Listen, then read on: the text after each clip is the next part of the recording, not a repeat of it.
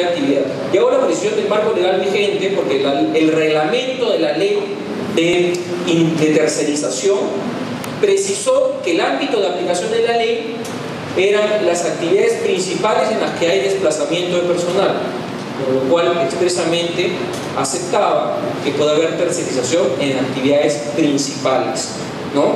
Y decía, hago la precisión porque en algunas cortes superiores hay algunos pronunciamientos aislados en realidad de algunas salas que señalan que no se puede tercerizar en actividades principales.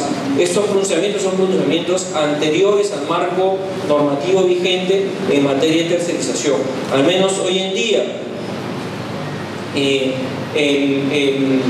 reglamento de la ley de tercerización expresamente señala que se puede tercerizar en actividades, actividades principales. ¿Por qué tercerizo? Ya lo comentamos, porque me quiero concentrar en el núcleo de mi negocio para optimizar procesos, ¿no? Y reducir costos de producción, ¿no?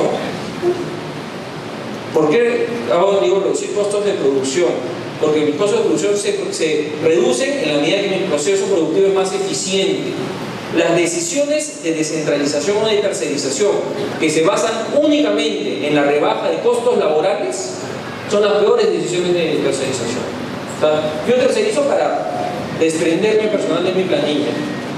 Cuando hago eso, ¿qué suele pasar? Si yo hago una decisión de tercerización basada en la reducción de costos puramente operativos, ¿no? O costos de planilla, lo que termino haciendo es desplazar a este personal a un tercero que suele ser informal, que no suele ser especialista, que no suele realizar labores de manera eficiente, y al final tercerizo, desplazo, pero sigo controlando, porque ese tercero me presta el servicio tan mal que lo tengo que controlar. Lo controlo, le digo cómo hacer su trabajo, lo tengo que presionar para que cumpla con el pago de planilla de los trabajadores que antes eran míos, ¿no? Esos trabajadores que además antes habían sido míos, no les cumplen con sus beneficios, se sienten descontentos, demandan laboralmente, y si esta empresa, este tercero al que lo desplacé solamente para reducir costos de personal, termina siendo un tercero informal, ¿no? Que no tiene una organización empresarial propia, ese personal obviamente va a volver a mi planilla, ¿no? Y eso, estamos pensando en un proceso judicial que puede durar 4 años, ¿no? Hoy en día podemos pensar en procedimientos de inspección que duran 6 meses, ¿no? O en procesos de amparo que con una cautelar, ¿no? En un mes el trabajador puede obtener su reincorporación, ¿no? Entonces, ese riesgo de una mala tercerización para una empresa principal es bastante alto, ¿no? Dentro del marco jurídico actual. Algo que ya hemos comentado, ¿en qué se diferencia la intermediación y la tercerización? En la intermediación se suministra personal, en la tercerización el servicio que se presta es integral. En la intermediación el poder de dirección lo ejecuta la empresa usuaria, salvo de acuerdo a la ley en actividades complementarias especializadas. En la tercerización la empresa principal no dirige ni fiscaliza el personal, sino lo hace la propia contratista, ¿no? Por lo cual, como decíamos, la intermediación de actividades complementarias y altamente especializadas se parece más a una tercerización.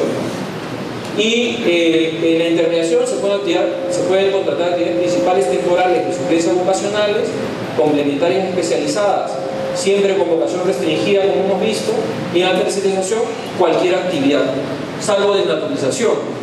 Es decir, se puede tercerizar cualquier actividad siempre y cuando ese tercero sea un real empresario y un real empleador respecto de los trabajadores que ejecutan el servicio.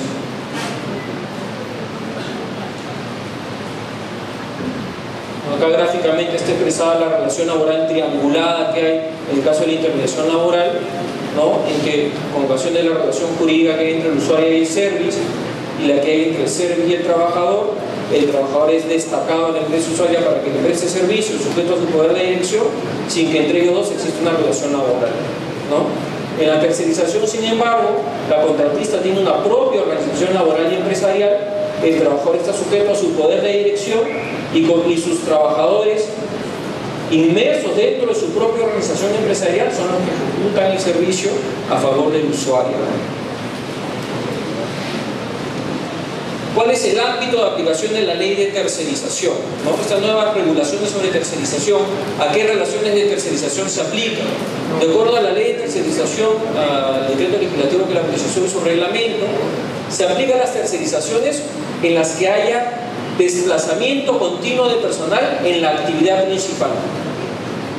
O sea, la ley solo se aplica, y aquí también vamos a dar una precisión, a las tercerizaciones de actividades principales, ¿no?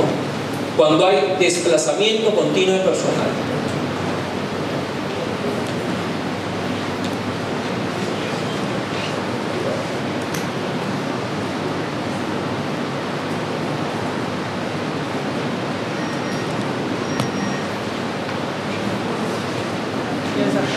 Ahí está. El ámbito de aplicación, ¿no?, de la tercerización, ¿sí? Estas son todas las actividades de la empresa, es en las actividades principales si hay desplazamiento continuo. Se aplican las actividades complementarias, en la tercerización en actividades complementarias, de acuerdo a la ley y al reglamento de tercerización, no se aplicaría a la tercerización en actividades complementarias. Entonces, acá la pregunta que retomamos, que habíamos dejado en la es: ¿se aplica entonces la ley de intermediación?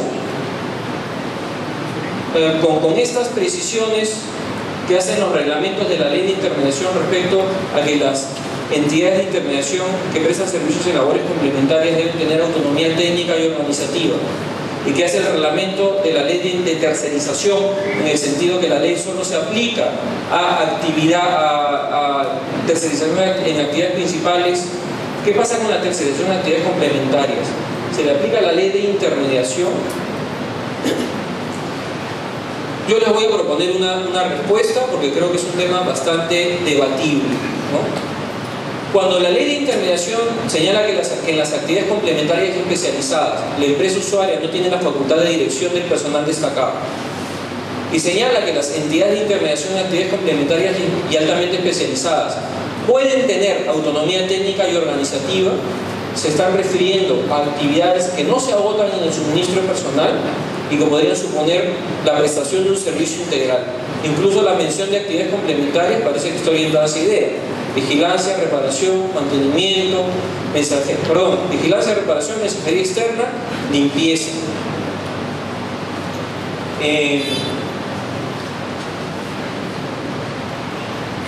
Pero aparentemente, si bien la ley de intermediación parece referirse respecto a actividades complementarias y especializadas a prestación de servicios integrales, que parecen más una tercerización, se referiría a servicios integrales en cuya ejecución el componente de personal es particularmente importante, más que el componente patrimonial, ¿no? En todas estas actividades de vigilancia, limpieza, mantenimiento y mensajería externa, por más que el servicio sea integral y no se agote en el suministro personal, lo que tienen en común estas actividades señaladas en la lista es que el componente patrimonial no es tan importante como el componente personal, ¿no? Piensen ustedes, una empresa de limpieza, cuando destaca personal, ¿con qué lo destaca?